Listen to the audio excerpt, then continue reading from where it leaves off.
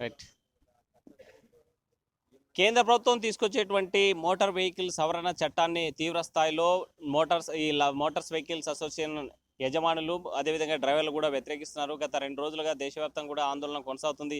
ఇప్పటికే చాలా జిల్లాల్లో చాలా రాష్ట్రాల్లో కూడా ఆ పెట్రోల్ సరఫరా లేక నో స్టాక్ బోర్డులు వెలిచేటువంటి పరిస్థితి ఉంది. ప్రతి చోట కూడా రద్దీగా కనిపిస్తున్న కొన్ని చోట్ల పెట్రోల్ దొరికేటువంటి ప్రాంతాల్లో అయితే మనతో మాట్లాడడానికి స్థానిక కొంతమంది ఈ లారీ డ్రైవర్స్ అదేవిధంగా ఓనర్స్ అసోసియేషన్ నాయకులు ఉన్నారు.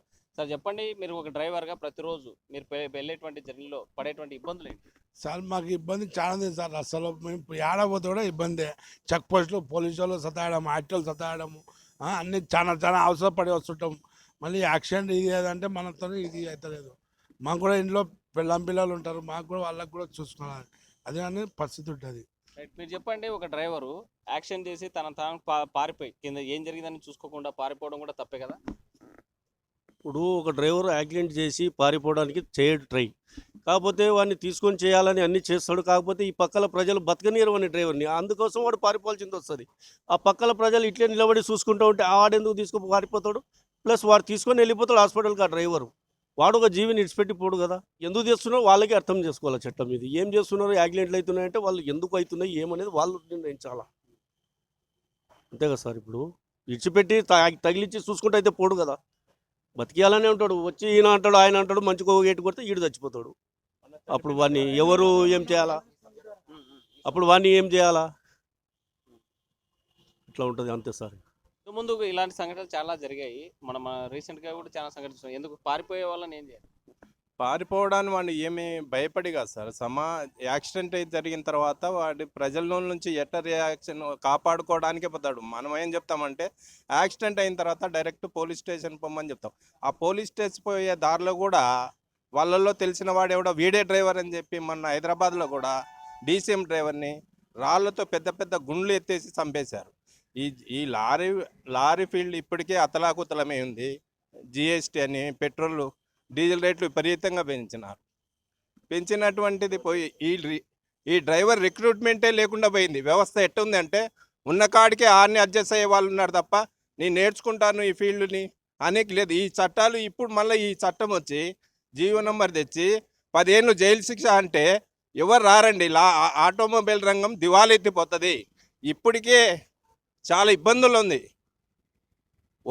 డ్రైవర్ పోకుంటే ఓనర్ పోతే కూడా ఈ టోల్గేట్లు ఇక్కడ నుంచి గువాహటి పోయి వచ్చేలోపు 40,000 రూపాయలు టోల్గేట్లు పడుతున్నాయి. ఎక్కడి నుంచి వస్తుందండి? 2 లక్షల బాడీ పోతే 20,000 మిగులుతుంది 10 రోజులు పోయేస్తే. అటువంటి వ్యవస్థ ఇప్పుడు ఈ జీవో నంబర్ తెచ్చి 10 ఏళ్ళు జైలు శిక్ష అంటే వ్యవస్థ నాశనం అయిపోతుంది. ఈ మోడీ గవర్నమెంటు ఆటోమొబైల్ రంగం మీద ఓన్లీ ఓనర్ కమ్ డ్రైవర్ మీదనే ఎక్కువ పడుతుంది. టోల్గేట్లు అనేది అసలు 30 ఏళ్ళు అయిపోయిన టోల్గేట్ ఎత్తేసేది కూడా ఎత్తేయడం లేదా, ఎత్తేయమని చెప్తుంది గవర్నమెంటు. దాన్ని మళ్ళీ మేము టెండర్ బాధ్యత మనం చేస్తాం తప్ప ఇంతకుముందు ఉండేది 15 ఏళ్ళు అయితేనే టోల్గేట్ ఎత్తాలనేది ఒకటి ఉండేది. ఇప్పుడు అది కూడా లేదు. అటువంటప్పుడు లారీ ఓనర్ కమ్ డ్రైవర్గా పోతే కూడా భార్య పిల్లల్ని పోషించలేని పరిస్థితి అయిపోయింది. ఈ చట్టం తెస్తుంది, ఈ చట్టాన్ని అందరూ వ్యతిరేకిస్తున్నారు. కార్మిక సంఘంగా మీరు ఎలాంటి మద్దతు ఇస్తున్నారు? మీడియా సోదరులకి నమస్కారము. ఈ 0911 అనే చట్టం తెచ్చింది సెంట్రల్ గవర్నమెంటు. చాలా తప్పు చట్టం ఇది. దీని గురించి అన్ని దేశవ్యాప్తంగా మండుతుంది. అన్ని ట్రాఫిక్లు రోడ్ల చక్కజామ్ అవుతుంది. అంటే రోడ్ల కూడా టైర్లు పెట్టి అంటించినారు. ఈ జీవో అనేది చాలా దుర్మార్గమైంది. ఇంతకుముందు కూడా నల్ల చట్టాలు రైతుల కోసం తెచ్చినారు. 360 రోజులు ధర్నా చేసి వాళ్ళు సాధించుకున్నారు. దానికి కూడా మనం కర్నూలు జిల్లా మోటార్ వర్గా దీనికి నిలబడి మేము కూడా ఇది సాధించుకుంటాం. ఈ చట్టాలు కూడా వెనక్కి తీసేంత వరకు మన కర్నూలు జిల్లా మోటార్ వర్గా పోరాడతాము. అట్లే ఈ యాక్సిడెంట్లు అంటున్నారు. యాక్సిడెంట్ అనేది అనుకూలంగా అవుతుంది. ఇది హిందీలో గఫలత్ అంటారు. అనుకోకుండా క్షణంలో యాక్సిడెంట్ అవుతుంది. మేము చక్కగానే పోతున్నాము. మా ముందటోడు ఎట్లా వస్తాడో అర్థం కాదు. వాడు తాగి వస్తాడు, బండ్లు కట్టుకుంటాడు, బైక్ మీద వచ్చి టైర్ల కింద పడి చచ్చిపోతాడు. చచ్చిపోయినప్పుడు డ్రైవర్ రక్షించాలని 100% ట్రై చేస్తాడు. కానీ ఆ పేషెంట్ కాడ పోయే వరకు జనాలు చుట్టుకొని ఇప్పుడు 2-3 చంపేసి చూసినాం. మేము కళ్ళారా చూసినాం. రాళ్ళు తీసుకొని వేసి చంపినారు. అట్లా లేకుండా ఇప్పుడు ఉన్న ప్రకారమే కొనసాగిస్తే బాగుంటుంది. ఈ అట్లే మేము యాక్సిడెంట్ అంటున్నాము, పైన ఫ్లైట్లు కూడా యాక్సిడెంట్ అవుతున్నాయి, రైళ్ళు కూడా 3-4 ట్రైన్లు యాక్సిడెంట్లు అవుతున్నాయి. ఇంతమంది జనాలు చచ్చిపోతున్నారు. దీని గురించి సెంట్రల్ గవర్నమెంట్ ఏం ఆలోచిస్తుంది అనేది సెంట్రల్ గవర్నమెంట్ ఆలోచించుకున్నాలా. ఈ చట్టం అనేది 0911 అనేది చాలా దుర్మార్గమైన చట్టం వచ్చింది. దీని గురించి మేము రేపు ఎల్లుండిలో 2 రోజులు కలెక్టరేట్ కాడ, చక్కజామ్ హైవే ఎంగనాబాయ్ కాడ ఓనర్లు వర్కర్లు పెద్ద సంఖ్యలో కలిసి చక్కజామ్ చేయాలనుకున్నాము. రైతులు 365 రోజులు ధర్నా చేస్తుంటే వాళ్ళు ర్యాలీగా మనకు మద్దతు తెలపడానికి వాళ్ళు ర్యాలీ పోతుంటే ఒక మాజీ ఎంపీ, బీజేపీ ఎంపీ కొడుకు దుర్మార్గంగా జీప్ తీసుకొని వచ్చి చంపే 3 స్పాట్లో చచ్చిపోయినారు. దానికి బీజేపీ గవర్నమెంట్ దానికి ఏం శిక్ష ఇస్తుంది? మోడీ, అమిత్ షా దీనికి సమాధానం చెప్పాలి. వల్ల మీ ప్రభుత్వం వెనక్కి తగ్గేటువంటి ఛాన్స్ ఉందా?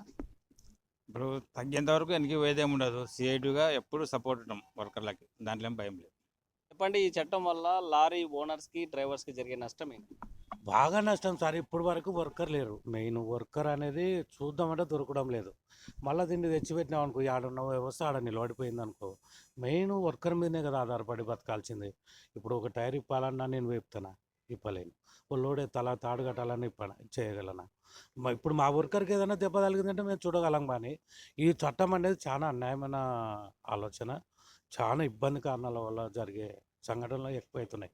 ఈ వ్యవస్థ మీద పెద్ద పెద్ద వాళ్ళు మాత్రం ముందుకు పోతున్నారు. కానీ లారీ తీసుకున్నవాడు కానీ, లారీ డ్రైవర్ కానీ, లారీ క్లీనర్ కానీ బాగుపడినట్టు చరిత్ర లేదు ఇప్పుడు వరకు.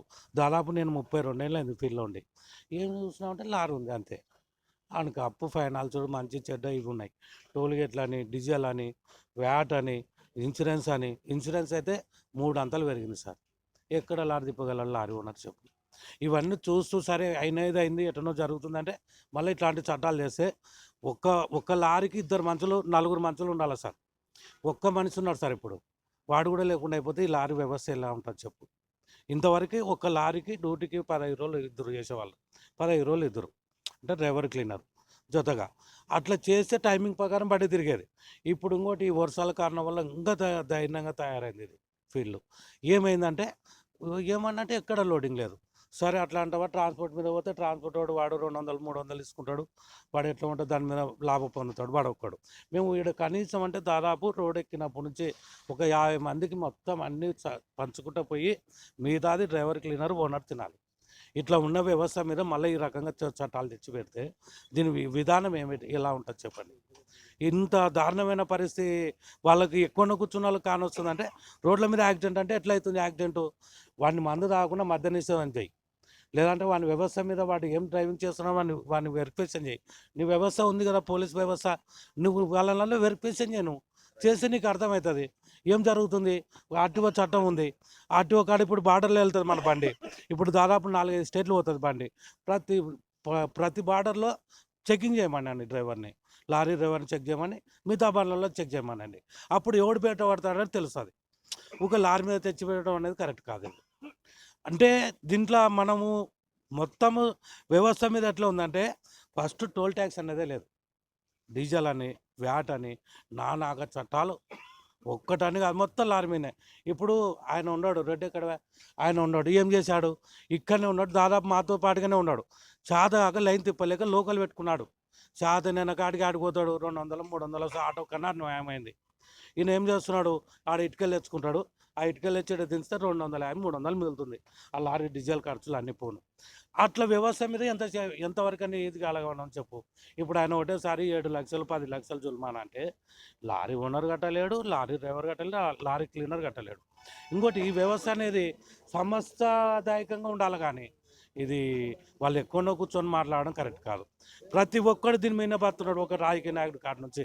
ఎందుకనో ఆయన దగ్గర డబ్బులు ఉంటే టోల్ ట్యాక్స్ దాన్ని కాంట్రాక్ట్ వాడుకుంటాడు, ఆయన ఏదో రకంగా పడుతున్నాడు. ఈ లారీ మీదే కదా, ఈ లారీ వ్యవస్థ పోతుంటేనే కదా ఒక ట్రాన్స్పోర్ట్ అనుకో, ఒక పార్టీ అనుకో, ఎవరన్నా కానీ. ఇప్పుడు అదాని, అమ్మాని వాళ్ళల్లో ఏం చేశారు, ఇప్పుడు పోర్ట్లు కొనుక్కున్నారు. అక్కడ ఇంతకుముందు బాడిగలు ఎట్లున్నాయి సార్? 15,000 ఉండేది బాడిగ, ఒక టన్ను 1,500 ఉండేది. ఇప్పుడు ఎంతకు వచ్చింది లారీకి? 950 రూపాయలు మంత్రాలయానికి ఎత్తుకొస్తుంది సార్. అంటే అప్పుడు ఎంత దిగజారింది సార్. ఇప్పుడు దిగజారిన దానికి ఎవడు ఇవ్వాలి దానికి మార్గం? ఇప్పుడు ప్రభుత్వం అనాలా, లేకుంటే పార్టీని అనాలా, లేకుంటే అక్కడ ఉన్న వ్యవస్థ అనాలా? ఎవరి మీద అడగనికి హక్కు లేదు. ఎందుకంటే సింగిల్ పాయింట్ కొన్నారు ఈయన. అంటే సింగిల్ వ్యవస్థ. ఈయన పోయి ఏం కొనలేడు, ఈ వస్తువుని పోయి కొనలేడు. లారీ కొన్నాడు కానీ ఆడ పోయి మెటల్ కొనుక్కొని. ఫైనల్గా మీ డిమాండ్ ఏంటి? మా డిమాండ్ ఏం లేదు సార్, ఇవన్నీ నల్ల చట్టం ఎత్తేయాలి. ఇది ఇట్లాంటివి జరగనేకూడదు. ఇవి అసలు ఉపయోగపడని మాటలు ఇవి. వాళ్ళకి ఏ రకంగా ఉందో కానీ నరేంద్ర మోడీకి, అమిత్ షా కానీ, ఇదైతే చాలా దురదృష్టమైన కరం. ఇలాంటి చట్టము వాళ్ళు కూడా రోడ్ ఎక్కి చూడమనండి, వ్యవస్థలు పెట్టుకోకుండా. ఊగా సింగిల్ పాయింట్లో తిరగమని తెలుస్తుంది, దాని విధానం ఏమనేది అర్థమవుతుంది. ఊగ ఇట్లా చేస్తే కరెక్ట్ కాదు. ఖచ్చితంగా అసోసియేషన్ ఇక్కడ ఉన్నటువంటి లారీ ఓనర్స్ అంతా ఒకటే వ్యతిరేకిస్తున్నారు. ఈ మోటార్ వర్కర్స్ సంబంధించినటువంటి కడుపులు కొట్టేటువంటి చట్టాన్ని, ఈ మోటార్ వెహికల్ యొక్క వ్యవస్థను దెబ్బతీసేటువంటి ఈ నల్ల చట్టాన్ని మాత్రం పూర్తిగా వ్యతిరేకిస్తున్నాము. ఆ శిక్ష తప్పు జరిగితే దాని జరిమానా శిక్షణ ఏది విధించాలి, కానీ మొత్తం టోటల్గా వ్యవస్థనే నాశనం చేసేలాగా ఉంది ఈ చట్టం వెనక్కి తీసుకునే దాకా మా పోరాటం ఆపమంటున్నారు ఇక్కడ ఉన్నటువంటి లారీ డ్రైవర్స్, అదేవిధంగా లారీ ఓనర్స్ అసోసియేషన్ నాయకులు. వీడియో జర్నలిస్ట్ నగేష్తో హుసేన్, RTV కర్నూలు. మరిన్ని వీడియోస్ కోసం ఛానల్ ని సబ్స్క్రైబ్ చేయండి, లేటెస్ట్ అప్డేట్స్ కోసం వాట్సాప్ ఛానల్ ని ఫాలో చేయండి అండ్ లింక్ డిస్క్రిప్షన్ లో ఉంది.